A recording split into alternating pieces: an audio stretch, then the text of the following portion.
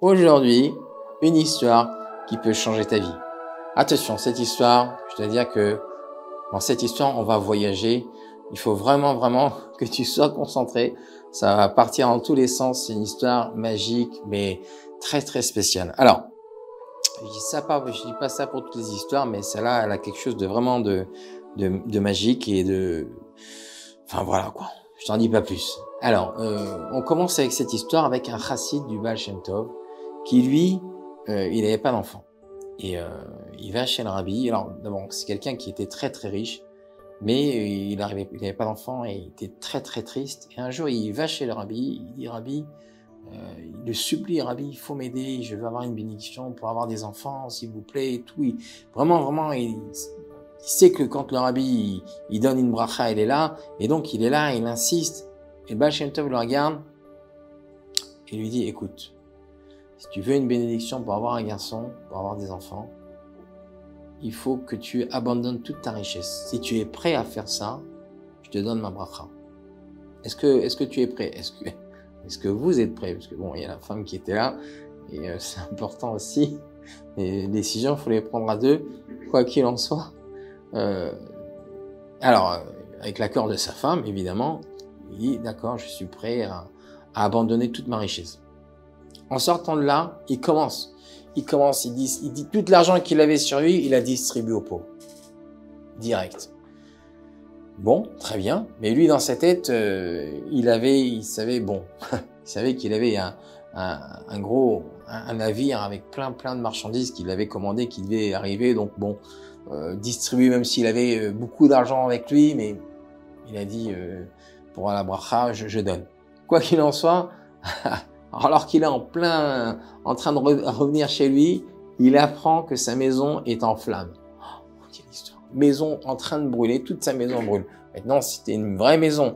Tout a pris feu. Waouh, comme un dingue. Et alors qu'il est encore en train de s'approcher chez lui, le bateau qu'il attendait avec toutes ses richesses qu'il avait commandé, qu'il devait recevoir pour vendre et pour faire du commerce, il apprend que son bateau, il a coulé. Oh, alors là, cette annonce, elle le met dans un état fou. Et tellement il est, c'est pas possible. Tout mon argent, tout l'empire, tout mon travail, tout a coulé. Et il est tellement dégoûté qu'il rentre même pas chez lui. Il décide, il a tout perdu. Il décide d'aller dans un endroit où on le connaît pas parce que quelle honte. En un jour d'avoir tout perdu, c'est impossible. Et donc il va dans un endroit où on le connaît pas. Et il s'installe là-bas. Et alors que là-bas, il est mais très dur, impossible, il y a rien qui marche. Il vit des moments très serrés. Il a vraiment plus rien. En attendant, la bracha du Baal Shem Tov, elle s'accomplit. Il a un petit garçon. Donc on va dire, waouh, magnifique, Baruch Hashem. Mais c'est tellement dur pour lui. Il avait l'habitude d'avoir tellement d'argent, tellement de largesse, et là maintenant de se retrouver si serré, même il est plus pauvre que les plus pauvres. C'est pas possible. Et donc qu'est-ce qu'il décide? Il décide de retourner voir le Baal Shem Tov. Il retourne voir le Baal Shem Tov. Rabbi, je sais, je vous ai demandé une bracha pour un enfant, mais vous m'avez dit que je devais renoncer à toute ma richesse. Oui, j'ai renoncé. Mais là, c'est plus possible. On n'a plus rien du tout. Il supplie. Aidez-moi. Qu'est-ce que je peux faire? Là, le Baal Shem Tov, malgré qu'il lui a donné la bracha pour avoir un enfant et qu'elle s'est accomplie, il lui dit, écoute, si tu veux retrouver la parnassa, tu dois partir dans un endroit où on ne me connaît pas et où on ne connaît pas mes histoires. Il lui dit pas, tu dois aller telle et telle ville. Il lui dit, tu dois partir dans un endroit où je suis inconnu, moi et mes histoires. Alors, un endroit où le Baal Shem Tov n'est pas connu, franchement, il a dû aller très loin, je vous le dis. Et donc, il part. Et il arrive dans cet endroit où on ne connaît pas le Baal Shem Tov. Alors, je sais pas comment il fait pour vérifier, mais peut-être qu'il arrive, il dit, vous connaissez Baal Shem Tov? Chaque fois qu'on lui dit oui, il va encore plus loin. Et donc, il arrive, on ne connaît pas le Baal Shem Tov. Il se dit, c'est là où on est, c'est là où on va rester. Et donc il reste dans cette ville et il essaye un petit peu de faire du commerce. Impossible, c'est très très dur. Plus que dur, il y a rien qui marche. Il est devenu très très pauvre, hein, c'est un pauvre, hein, méconnaissable. Et tant mieux qu'on le connaît pas, parce que avant c'est la honte qu'il a, c'est impossible à tenir. Le regard des gens, il peut plus l'affronter. Le regard des gens qui l'ont connu avant, comme elle était maintenant, on peut même pas se le reconnaître. Quoi qu'il en soit,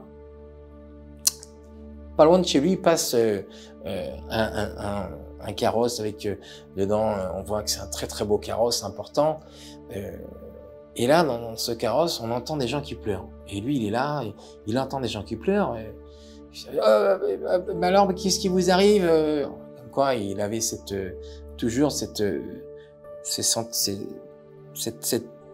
quelque chose, cette fibre pour les pauvres, même si lui, il était très pauvre, cette fibre pour la souffrance, pardon. Et là, il entend quelqu'un qui pleure, il arrête, il dit, mais qu'est-ce qui se passe? Pourquoi est-ce que vous pleurez? Et là, dans cette calèche, il y avait un homme très très riche qui était là. Et il lui dit, mais qu'est-ce qu'il y a, en quoi ça te mêle? Non, il dit, écoutez, je sais pas, je vous ai entendu pleurer, ça m'a fait quelque chose.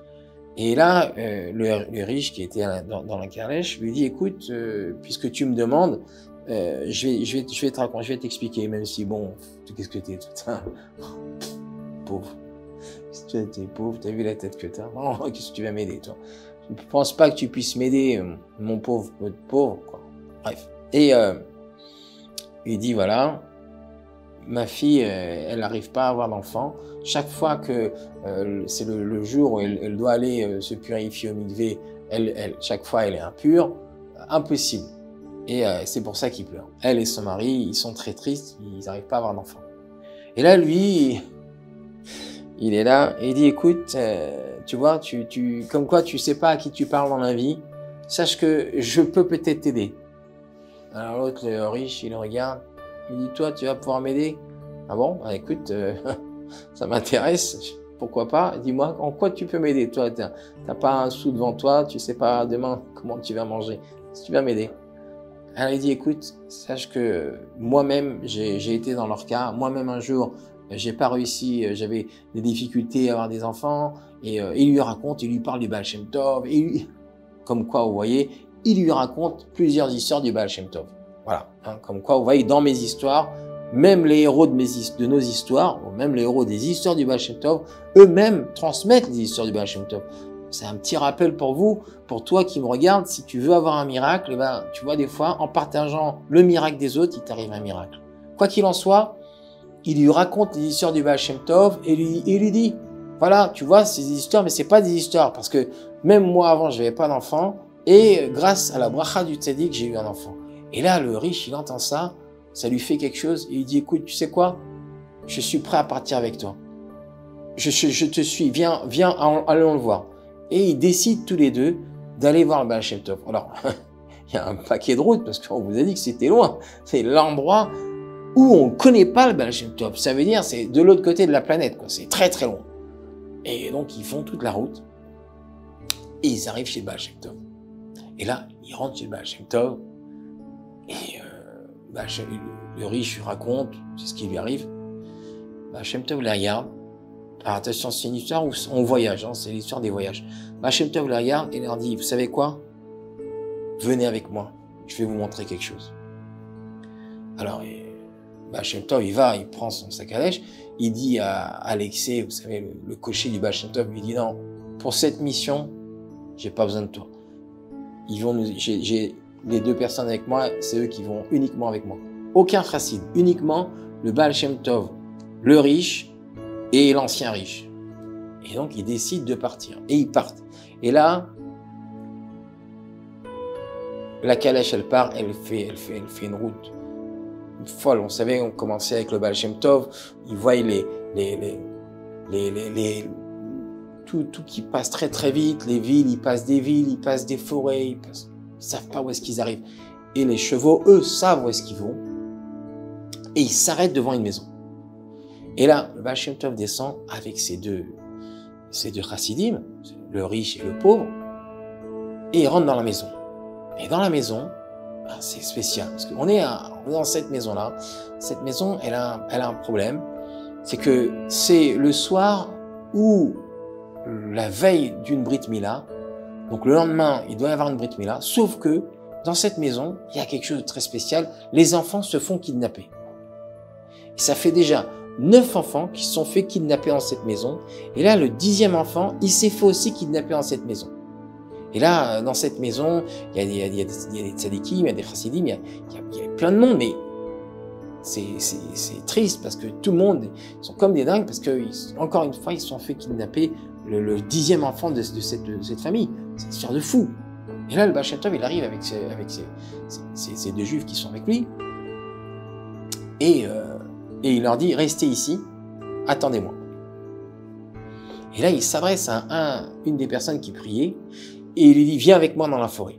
Et là, ils vont dans la forêt, et le Baal Shem Tov, il se tourne vers cet homme-là, et il dit, écoute, tu sais quoi? Toi, tu vas te mettre à côté de cet arbre ici. Et moi, je vais aller un peu plus loin, ne t'inquiète pas, je suis à côté, attends-moi. Et là, alors que le Baal Shem Tov, il est un peu plus loin, on entend cet homme-là qui dit, jette-moi l'enfant. Et on entend l'autre qui dit, non, toi d'abord, jette-moi. C'est pas ce qui se passe. C'est pas écrit ce qui se passe. Donc, je peux pas vraiment vous dire ce qui s'est passé. Quoi qu'il en soit, le Baal Shem Tov, hop, on lui jette l'enfant. Et là, tout de suite, il prend l'enfant, il le donne à cet homme-là, il lui dit, va vite à la maison et gardez cet enfant. Et attention, n'oubliez pas, pas de Brit Mila, enfin, demain, attendez-moi pour la Brit, je serai là. Alors bien sûr, cet homme-là qui avait pris l'enfant ramène l'enfant dans la maison, et là, dans la maison où il attendait, dans la maison où il veillait l'enfant. Vous savez que le soir d'une Brit Mila, on a l'habitude toujours de faire du Zohar, ce qu'on appelle, de lire des passages pour justement veiller sur l'enfant. Et là, l'enfant est revenu grande simcha dans cette maison. L'histoire ne s'arrête pas là. Parce qu'en attendant, le Baal Shem Tov, il dit aux riches, il lui dit maintenant, on n'a pas terminé nos missions, tu viens avec moi et on va aller à côté de chez toi, là où ta femme va au mikvé, là où il se trempe au mikvé. Et ils vont là-bas. Il arrive dans sa maison. Alors bien sûr, heureusement qu'on a les chevaux du Baal Shem Tov, parce que là, on a couvert des kilomètres. Ça défile très très vite. Et donc, encore une fois, ce qu'on appelle Kfitsat Aderer, donc les forêts, les villes, les pays, ça vole. Alors bon, heureusement, ils ont l'habitude, ça fait déjà 2 fois, parce qu'au début, ça tourne la tête de voir tout ça qui tourne. Et ils arrivent dans la maison du riche, le fameux riche que sa fille pleurait, parce qu'ils n'arrivaient pas à avoir d'enfant avec son mari. Et là, il appelle le shamash. Le shamash, c'est-à-dire qu'il appelle celui qui s'occupe de la synagogue. Il dit, appelez-moi le shamash. Il appelle le shamash. Baal Shem Tov lui donne son bâton, sa canne, et il lui dit, tu vas aller au mikvé, et tu vas taper, et tu vas dire aux forces obscures qui se trouvent dans le mikvé de partir. Qu'est-ce que c'est que cette histoire? Et alors le shamash, lui, Baal Shem Tov, il en a parlé, il réfléchit pas, il va, il tape par terre en arrivant au mikvé et il dit, au nom du Baal Shem Tov, je vous somme de partir. Et là, il entend des voix, des voix comme ça qui rigolent comme ça. Oh, il a peur. C'est quoi ça? C'est quoi? C'est des fantômes? Qu'est-ce que c'est? Il entend, mais qui est-ce que tu crois? Tu crois qu'on va partir? Nous ne partirons jamais. Ouh là là, j'ai des frissons juste en disant ça. Et lui, il retourne à Baal Shem Tov, il fait, je suis désolé Rabbi, mais j'ai des frissons partout, tout transpire de chaud. Ils m'ont dit qu'il partirait jamais. Et lui, il est quand même, il a jamais vu ça, le shamash, le pauvre. Et Baal Shem Tov lui dit, retourne et dis-leur, au nom du Baal Shem Tov, que je leur ordonne de quitter cet endroit. Oh là là, quelle soirée. Et alors, il retourne là-bas, et il essaye encore, au nom du Baal Shem Tov, tape par terre. Je vous somme, vous, force obscure, de partir de cet endroit. Et là, il entend. Nous ne partirons jamais. Oh là là. Oh, j'ai encore des frissons. Alors, et alors, il retourne voir le rabbi, il dit, mais rabbi, je sais pas ce que c'est, je sais pas ce qui se passe, mais moi, je retourne pas. De toute façon, il se moque de moi quand j'y vais. Donc, alors là, le Baal Shem Tov, il décide lui-même de partir. Il va là-bas et il tape par terre, il tape sur les eaux du mikvé. Et là, les eaux du mikvé se transforment en sang. Oh, oh. Et le Baal Shem Tov, il appelle tout de suite 10 personnes pour venir et creuser et ramener de l'eau, des eaux pures. Et quand ils remplissent le mikvé, là, les eaux redeviennent normales. Et là, Baal Shem Tov tout de suite dit à notre riche, parce que c'était le fameux soir où cette femme devait se tremper, il dit maintenant, elle peut se tremper et tout ira bien. Alors l'histoire, c'est une histoire de dingue. Et là, moi je sais pas, je comprends pas cette histoire. Et là, le riche, il est tellement content. Il dit au Baal Shem Tov, alors parce que je vous ai pas dit que le riche, ce fameux riche que sa fille et son gendre n'arrivaient pas à avoir d'enfants, il avait dit qu'il allait donner la moitié de sa richesse si sa fille et son fils et son gendre, ils arrivaient à avoir des enfants. Et donc là, quand il est tellement heureux de ce qui s'est passé, il dit au Baal Shem Tov, Rabbi, mais je vous connais pas, parce que ici, je vous ai dit, on est, je sais pas où est-ce qu'on est, mais on est très très loin. Il dit, je vous connais pas, mais j'ai pu voir que vous avez des forces surnaturelles, vous êtes un vrai saint, j'ai promis de donner de l'argent, je veux vous la donner. Baal Shem Tov me fait, non, c'est pas pour moi, j'accepte pas. Mais par contre, j'ai une question à te poser. Il dit, attention, c'est là que l'histoire commence. Il dit, dis-moi, toi qui es très très riche, est-ce que tu pourrais nous raconte-nous comment est-ce que tu as fait pour devenir si riche que ça? Et là, le fameux riche lui dit, écoutez, vous n'allez pas me croire, un jour, il y a un bateau qui a sombré, et alors qu'il était en train de sombrer, il y a des gens qui ont ramené toutes les marchandises de ce bateau, ils ont tout sauvé et vendaient ça pour une poignée de pain, une poignée de riz. Et moi, je suis venu et j'ai acheté tout ça, et c'est grâce à ça, en vérité, que j'ai pu m'enrichir. C'est un petit peu un cadeau du ciel, vous vous rendez compte? Je sais pas pourquoi, c'est une bénédiction. Et là, le Baal Shem Tov le regarde, et il dit, sache que le bateau qui a sombré, c'était son bateau. Parce que le pauvre, il était à côté. Il dit, le bateau qui a sombré, tu vois, c'était à lui. Et donc, la moitié de richesse que tu voulais donner, c'est à lui que ça revient. Et donc, il lui donne la moitié de sa richesse. Et l'histoire se termine pas là, puisque le Baal Shem Tov, en même temps, dans cette soirée, il se débrouille pour reprendre sa calèche et repartir à cette fameuse Brit Mila. Voilà une histoire où c'est parti dans tous les sens. Je pense que tu vas la voir plusieurs fois parce que ça défile partout.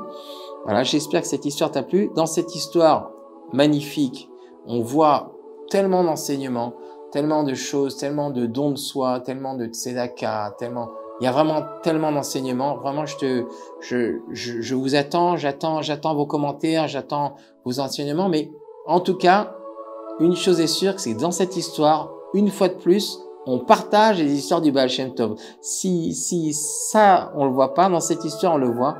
Donc, je t'encourage à partager les histoires, partager cette histoire, partager toutes les histoires, les raconter, partager cette vidéo, quoi qu'il en soit, toujours diffuser les enseignements du Baal Shem Tov afin que toi aussi, tu sois aussi témoin du miracle.